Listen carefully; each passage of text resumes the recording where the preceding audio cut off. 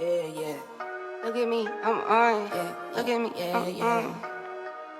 Yeah, yeah, yeah. Hey, what's guys? Back with another video. Today I'm about to be doing part 2 of the video I did last time of Netflix suggestions. So this is going to be part 2 of me doing Netflix suggestions. I hope y'all like, comment, subscribe, turn on post bell notifications, and let's get into the video.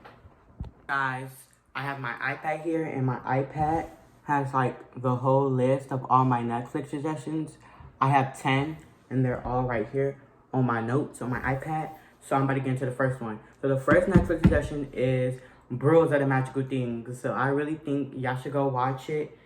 It's okay, but what Bros Are the Magical Things is about, it's about elves and fairies. So it's about this girl named Kyra who one day something happened at night, and then she woke up in her room and it was nighttime, and she saw a fairy, and she was confused, like, oh, humans can't see fairies and stuff. So then she realized that they go to their professor to figure out what's wrong with this girl, and they realize the school is behind the wall of the library that her best friend always is going to. And so she finds out she's this trialing, which is half fairy, half elf, and half human, and her dad is also a trialing. And it's just like a lot of stuff. So she learns, and she has to stop this team riddles. She fights a whole different monster. She learns to use her powers and learn to use her powers and makes friends with these people. Now she's like doing half human life and half supernatural life. How she has to attend basically both schools at the same time. Well, not the same time, but she goes to like normal school, and then she goes like to her other school. Basically at the same time, she falls in love with this boy. They don't beat Endgame or whatever. And I really think Girls and Magical Things is an okay show. It is alright. It's not bad. What I rate it, I really have to think on what I rate this show. I think I rate Bros and the Magical Things an 8.5 out of 10. Because this show, it was really good. It gave what it gave, and it was a really good show. And I always have liked this show. So now we're going to move on to the next one. For our second show, we have Always a Witch. Now, Always a Witch was a show. It was about a young 17th century witch who, a girl, she was accused of practicing magic on these people's son. So, like, these people, they're like royalty. The white people, this was back during slavery. Black people were slaves. So there was this white woman. She was like a queen. She was like rich and royalty. And she accused of this black girl who was a witch during the 17th century named Carmen of practicing magic on her son. And so they accuse her of doing magic. So this is like, I guess, during the Salem witch trial. So she ends up getting burned on the stake. And when she gets burned on the stake, she magically somehow got teleported to the future. So now she's in the future. She doesn't know. She was washed up on shore. She has all these burns, but she heals herself. So basically, she's trying to adjust this future life. When I mean future, I mean like our present day, like our present world time. So she comes there to like the future, and she has to try to learn how to adjust to the future and, co-cohese with the future. But then she also is in love with the woman who accused her of practicing magic on her son. She's in love with that woman's son. So at a point in time, she goes back to get her lover, and a whole bunch of stuff happened, and it's really good, and I really like it. It's an okay show. It has 2 seasons. Would I rank it overall? Because this show was really good, but I don't think it was that good. So I'm gonna give it an 8 out of 10. I'm gonna give this show an 8 out of 10. It served its justice. It was a good show. It was okay. I liked it. So I really think y'all should go watch it too. So now I'm gonna move on to the next show. So before we get into our next show, I'm gonna do a drum loop, please, so y'all can I'm gonna give y'all a couple of seconds to guess what our second show is, because when I do drum loops, they're gonna be for special shows that are really good, that deserve like a 10 out of 10. So drum loop, please. It is Cobra Kai. So now Cobra Kai is a show about karate. It's about, the main character is named Miguel. He was being bullied and stuff. So then he joins karate to, learn how to fight and stuff, be better in what's called fighting. And they do all valley tournaments, and they go against other dojos and stuff. So Miguel, he dated a person named Sam, and then they broke up, and then he dated a person named Tori, and then they broke up, and then Miguel got injured at the very end of season 2. They had a school fight. He got injured. So in season 3, he was mostly injured and stuff. He couldn't walk and stuff. Cobra Kai has 5 seasons. It's a really good show. Y'all should go watch it. The main character is Miguel. all that. They fight, and the dojos are Miyagi-Do, Cobra Kai, Eagle Fang, and that's it. But Cobra Kai and Miyagi-Do and Eagle Fang kind of merged, so they're not like, now they're like one dojo. But basically, they fight against each other, you know. They're basically doing rivalry, and then this is also a spin-off of the original Karate Kid. So Cobra Kai is a spin-off of the Karate Kid movies. So if you've seen the Karate Kid movies, you should definitely go watch this because it's a continuation of it. And Terry Silver, Daniel, Johnny, Chosen, and Kreese, all of them, they're in this show, so y'all should definitely go watch it. So now we're gonna go on to our next show. Our next show we have is Diaries. Now, Diaries is it's called, all of these are Netflix shows, but Diary, it's about a 12-year-old boy. Well, it starts off about a 12-year-old boy named Pietro, and they go to this school called, I don't know the name, but I know they live in Marina Piccola, and they go to the school, and basically they were challenged by some older boys to play basketball, so he forms his own team. They play basketball and stuff, and what's it called? And then they get bad news from the principal saying they have like 18 days until the school is closing, and so they're like devastated and sad because they're gonna go to this new school called Marina Grande. They don't like Marina Grande. They don't like the school. They don't like that place for some reason. So they don't want to go there. They want to all stay together as friends and be in the same class. But the principal's like, the school's gonna be closing in this much days, so you only have this much days to stay with your friends, and he's gonna try his best to keep y'all in the same classes. So like at the very last episode of season 1, they try to save the school, and then it doesn't work. And so by season 2, they end up going to Marina Grande, and they don't really much like it, and they get bullied by some girls who go to the school, and they're trying to learn to adjust to the school. And like I said, Pietro is the main character. Pietro in season 1, he fell in love with this girl named Livia, who was Miss Perfect.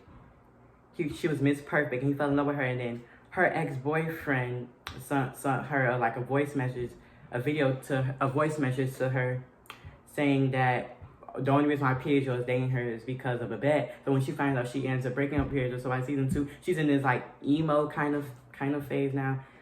But then when Pietro just kind of starts to go back, like when Livia starts to forgive Pietro a little bit and trying to kind of have feelings back for him again, Pietro ends up falling in love with his girl best friend. So now that happened. They had a Christmas party. They came to the house, and a lot of stuff went down there, and they're trying to all go to the same college, but some of them don't want to go to the same college. So yeah, it is a good show. And what I rate this show, I really like it, so I'm gonna give it a 9 out of 10. I give this show a 9 out of 10. For the next show, I'm also gonna do another drum boot, please. So this show right here is All American. If y'all don't know or do not know, All America is a show that has 5 seasons. And basically, All America is about a black boy named Spencer who lives in Crenshaw. And Crenshaw is basically where mostly black people live. It's the hood, it's the projects, you know, it's where poor people live. So basically, that's where. So Spencer lives there with his mom and his younger brother. And so basically, this coach from Beverly Hills, the coach, I can't remember the coach's name, but the coach who was the the coach of the Beverly Hills football team, he gives Spencer opportunity to come to Beverly Hills to get opportunity to play football at Beverly Hills. Spencer says no, but then a couple of minutes later into like the show, Spencer eventually agrees, and he moves to he doesn't move to Beverly Hills, but he starts to live at Beverly Hills. He lives at the coach's house, and he meets the coach's kids, which is their twins, which is Olivia and Jordan. They become like friends and stuff. So he's moving back and forth from Crenshaw and Beverly Hills. So he's also going to he left school from Crenshaw, and now he's actually attending school, what's called, in Beverly Hills. So he's there to have a football scholarship basically at Beverly Hills. So he's going to that school and stuff. At first he used to like Olivia, and then this whole theory that they somehow were siblings, which wasn't true. They weren't siblings. So, but he ended up not liking her, and they just have been really good friends. He ends up liking what's called Layla, who later had a boyfriend named Asher, but then they broke up, and he got with Layla. So it's actually a good show. And this show also talks about having drugs and liquor and going to parties and stuff like that. This show is mostly, I would say mainly for, it's like teenagers and up. So like if you're around that age group, you can definitely watch the show. But overall, I rate this show. I have to really think, because this show was good, but how good was it?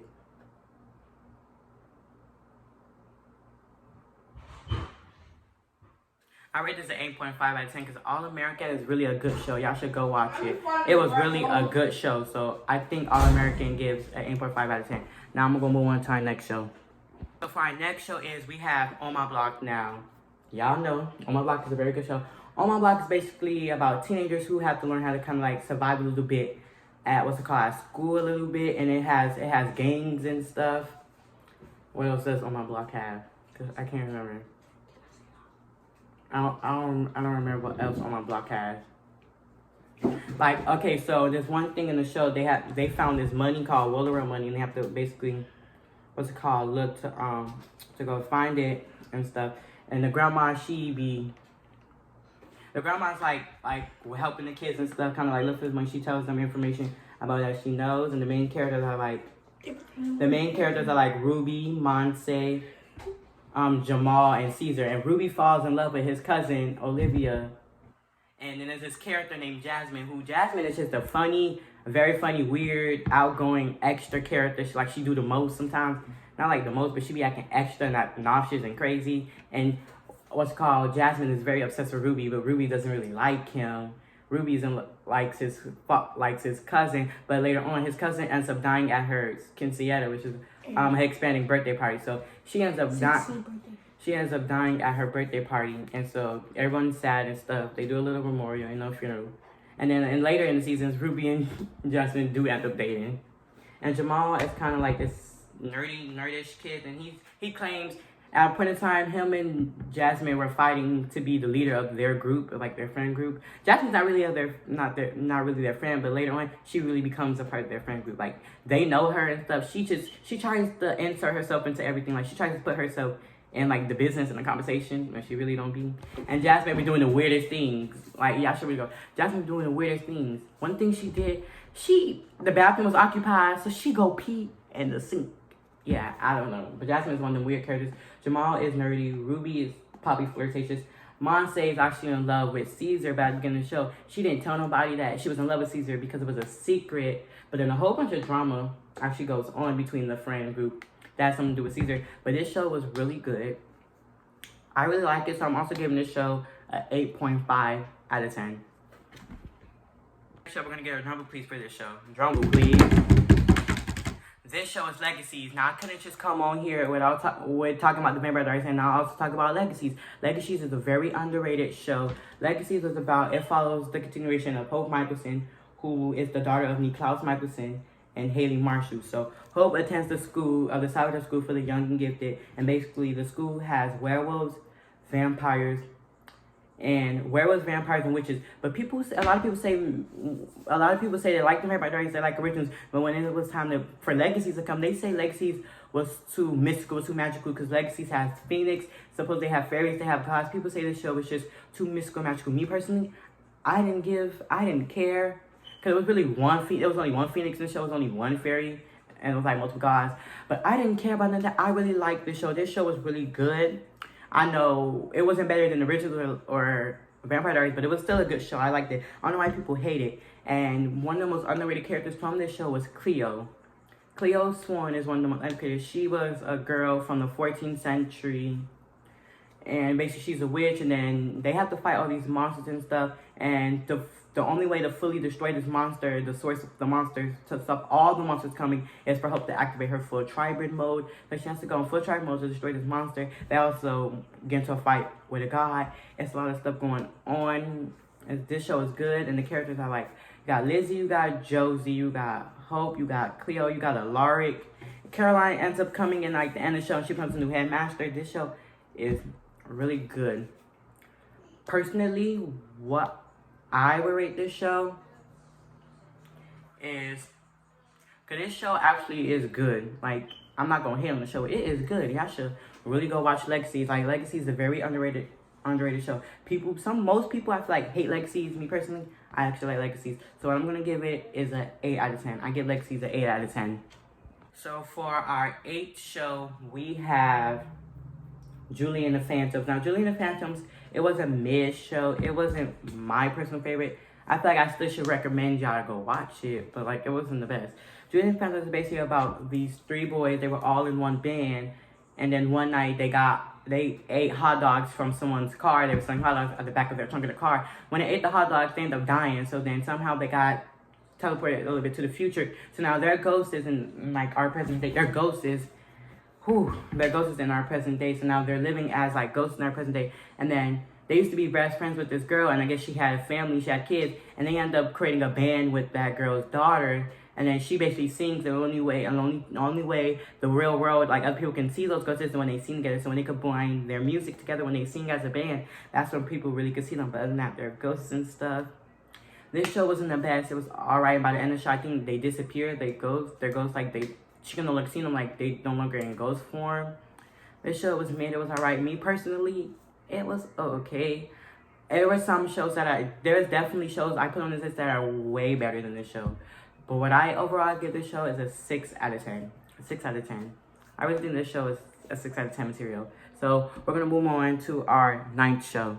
As I'm pretty sure we all know what charm is. You know, with the 3 sisters, they're witches. You got the Witch of Time, telekinesis, and, you know, mind reading, the whole mind thing or seeing to the future. Well, I'm going to be doing the reboot version, so I'm doing Charm. This is my 9th show. And basically, Charm is basically the same thing as the original one. Is the concept of the show is basically the same. The only I say different is that their white lighter is more consistent, really there with them. Like, they physically, most of the time, see their white lighter. He helps them learn how to use their powers and stuff. Another thing, the eldest sister, Macy, she's half demon, so that's also a thing. Macy's half demon, and at a point in time, when the younger sister, I can't remember her name, because all their names start with M, but I can't remember, because the eldest was Macy, then the second child was Mel, and the last child was Maggie. And supposedly one of her boyfriends was also half demon or half like witch or whatever. So yeah, she was part of that. He also had a sister, so there was a lot going on there. White light is more consistent. This show was alright. I wouldn't rate it the best of the best. I'll probably give this show like an 8 out of 10. This show was good. For what it did, for what it gave, it was a really good show. I give this an 8 out of 10. So, moving on to our 10th show. I'm just going to get a drum roll, please, for our 10th show. So, our 10th show is Umbrella Academy. Now, I really like Umbrella Academy. Umbrella Academy is a good show. It's a really good show. Basically, what this show is about, it's about this man. He adopts 7 children, and all of these 7 children are born on the same day, same year, same month, and I believe maybe same time and hour, but they were all born in the same day, same year, same month. And basically he adopts all these children, and supposedly somehow these children were born with superpowers. And I'm gonna tell you the name of the children, because he named them numbers at first. Before they got their real name, he named them each numbers, and by the time they were a certain age, he was all gonna give them names. So I'm gonna tell you each of the numbers that they were given, and the actual name he gave them, like a real name he gave them, and their superpower. So number 1, that's what they were named. The first one was number 1. He was the first child, I'm assuming, and his name was Luther. That was his name that Reginald Hargreaves gave him. His name was Luther. He had power of super strength. The second child was number 2. His name was Diego. He had weapon manipulation, meaning he can physically move weapons such as guns, knives, and all that craziness, stuff like that, like bow and arrows and all that. And then the third one, number 3, her name was Allison. Now she had this power where she can vocal warp reality, meaning she has this phrase where she said, I heard a rumor, and she basically is mind controlling her victims to do whatever she wants. So that's what it's called. She says, whenever she says I heard a rumor, and she was on her victims, they do as she please. Number 4 was Klaus. He had the power to communicate with the dead. Number 5. Now number 5 didn't have a name because when it was time for him, by the time all the children were given names, 5 was already, he had portal jumped into the future or whatever. He had portal jumped through space and time, so he didn't get a name. But his power was he can travel between space-time manipulation, which allows him to teleport and travel through time. So by the time all of his other siblings had names, he was already traveled into space and time, because Reginald told him that, wait, don't use your powers yet to it can get risky and dangerous. And he ends up doing it. So he's now through time and space somewhere else in like another time period, based like in the future. So then like around sometime in the first episode of the show, we get to see 5 again, like when they come to memorial together over their dead father, their dead adopted father. Somehow 5 came back, and they're all confused because 5 been gone for a lot of years. And so he wasn't there for the most of their time. Now number six is Ben. Ben has these stretchy octopus-like tentacles and uses it to fight in power. Ben died when he was pretty young, so by the time that when they read C5 again, when they're as like full-grown adults, Ben is not there because he was already dead. So like Ben was already gone, lost, and he was dead. But yeah, so now for number 7, we have Vanya or Victor. So her original name was Vanya, but then she kind of goes like this through this transgender phase. So now her new name is Victor. But I'm gonna call her Vanya. Basically, when Reginald Hargreaves adopted all these 7 children, he created a team of superheroes known as the Umbrella Academy, and he had all 6 children except Vanya join the team. The reason why he didn't have Vanya, because he knew Vanya was the most powerful as a sibling, and her power was dangerous, so he kept her locked away, and he privately taught her to use her powers secretly, because he was afraid the world will find out about their powers and stuff. So he kept her hidden, he kept her secret. Like the siblings who were part of the time, they knew Vanya existed, but I'm talking about like the outside world, they didn't know she existed. So he kept her secret. She was just secret, and her powers is to manipulate sound waves, which gives her the power to destroy objects and move objects. So that's basically her power. But she was just really kept hidden. She was kept a secret. And this show is really good. They have 3 seasons. I'm waiting for season 4 to come out. And this whole show primarily is good. I actually like the concept of the show, how each child has superpowers. I mean, at a point in time, Vanya did something where the apocalypse basically happened, and somehow they were transported into like different time periods, so like the same time periods in Dallas. And it's just overall, I honestly like this show. Season 3, and then by season 3, by the time they come back to their universe, their reality, they realize that something like a time paradox happened, to where now there's a new academy called the Sparrow Academy, and their father claims that he didn't create the Umbrella Academy and that he created the Sparrows. So now they have like another alternate, not another version of them. The only one who is from the original team is on this Sparrow Academy team is Ben. He is the only one that is on the Sparrow Academy. Everybody else on the Sparrow Academy, they're randomly new people, and it's like some, I think, new alternate timeline or something happened when they came back from the other place, wherever they were at. But overall, this show is really good. I'm gonna have to give Umbrella Academy. I'm going to give Umbrella Academy 9 out of 10. I give it a 9 out of 10. And so these were, I give it a 9 out of 10. You have 10 Netflix suggestions, TV show suggestions. This was part 2. If you want to see part 1, I'll link in the video for y'all. But I gave y'all 10 Netflix suggestions on shows that I personally like. So there were 10 Netflix shows. The shows we had were Bruise and Magical Things, Always a Witch, Cobra Kai, Diaries, All American, On My Block, Legacies, Julie and the Phantoms, Charm, and Umbrella Academy. So I gave out 10 minutes of it. So I hope y'all like, comment, subscribe, turn on post notifications, bell notifications, and I'll see y'all in the next video. Peace. Yeah. Look at me. I'm on.